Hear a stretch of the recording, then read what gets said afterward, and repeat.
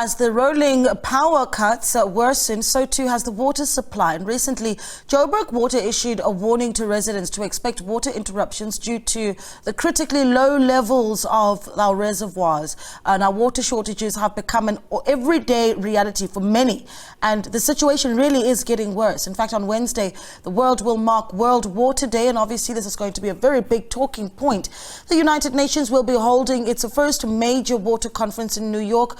But what does the situation look like here at home? Well, for that, we speak now to World Wildlife Fund Freshwater Program Manager, Caroline Gelderblom.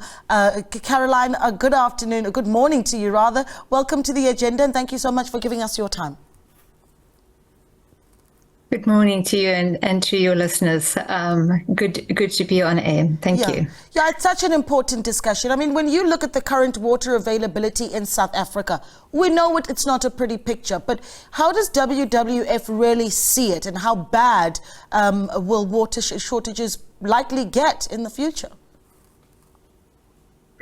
Well, I mean, we work very closely with the department and they themselves recognize that by 2017, we're going to have a deficit of 17% between what we are wanting and our demand. And that's driven by three things, really. Firstly, we are one of the driest countries in the world, so we need to value and use our water carefully.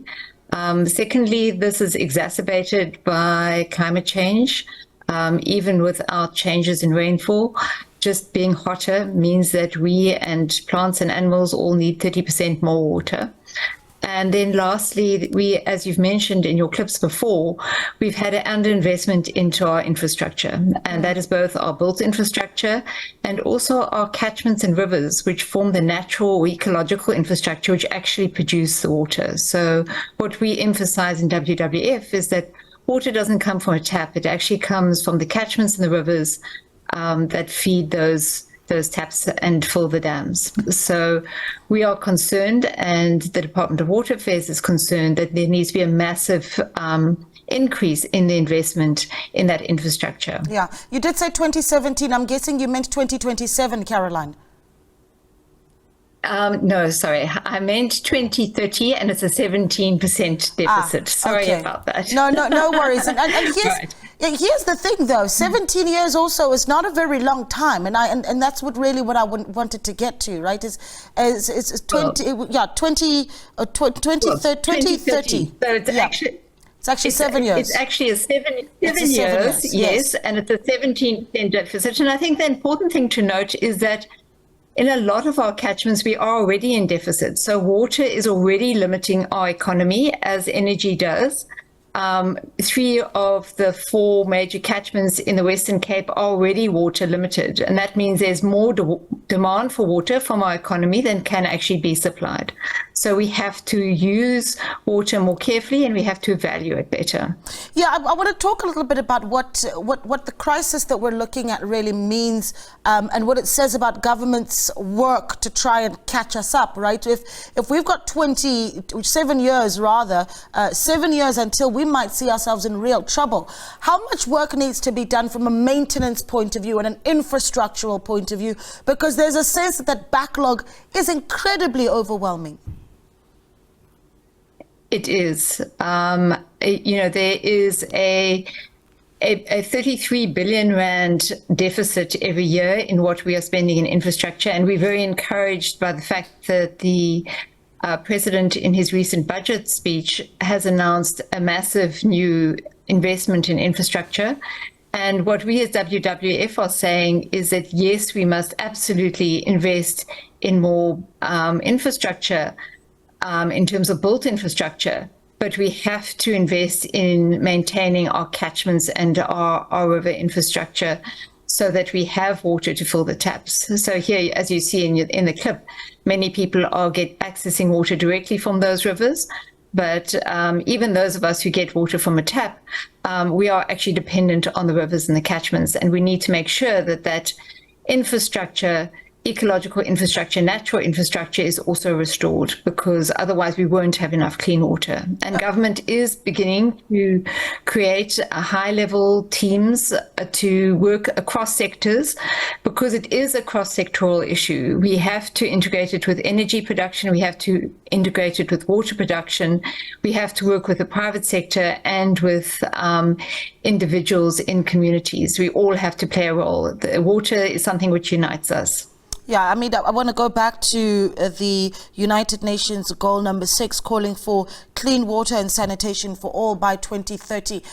Surely there's something to be said about this needing to be something that is prioritized in decision making. And you talk about resources certainly being made available by the South African government to ensure that there's money going into infrastructure maintenance and upkeep, as well as upgrading. But is it being prioritized? And I think that's a critical point when you balance it up with the fact that we're also dealing with power cuts here in South Africa that have a massive impact on water availability.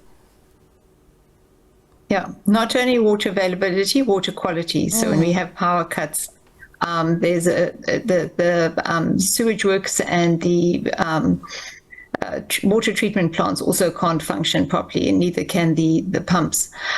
So yes, it is something that needs to be prioritized, and DWS or the Department of Water and Sanitation is identifying that they are on track to reach their SDG 6 goals, but that the biggest area of concern is in terms of access to safe water and sanitation, and in terms of good water quality. So they're recognizing this, and there is a plan to invest massively.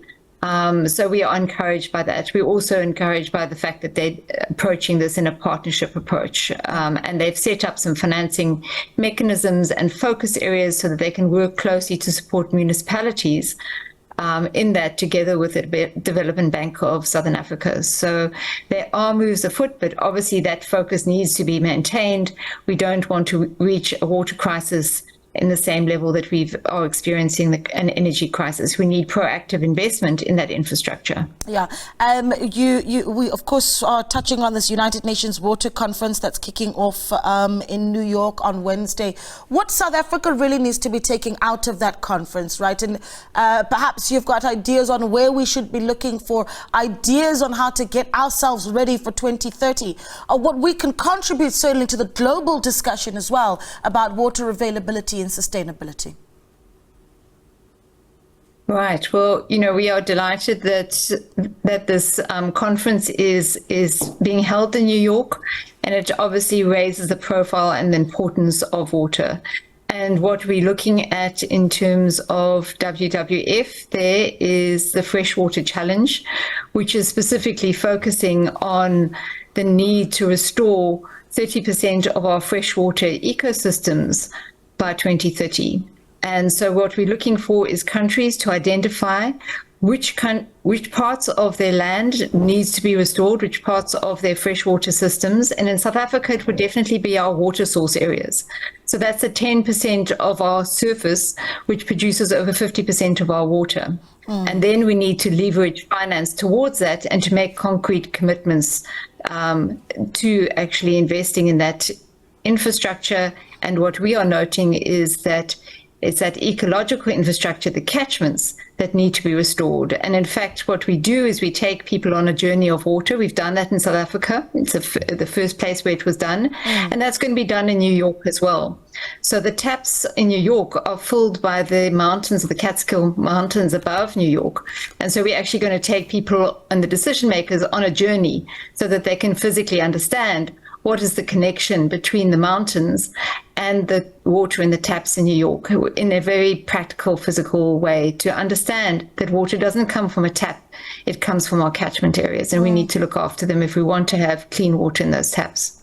Interesting that we need to go all the way back down to the basics, right, to get that conversation right with our decision makers. But all the best, Caroline, and I hope that afterwards we'll be able to get a report back on what came out of the United Nations Water Conference. Thank you so much for your time. Thank you so much.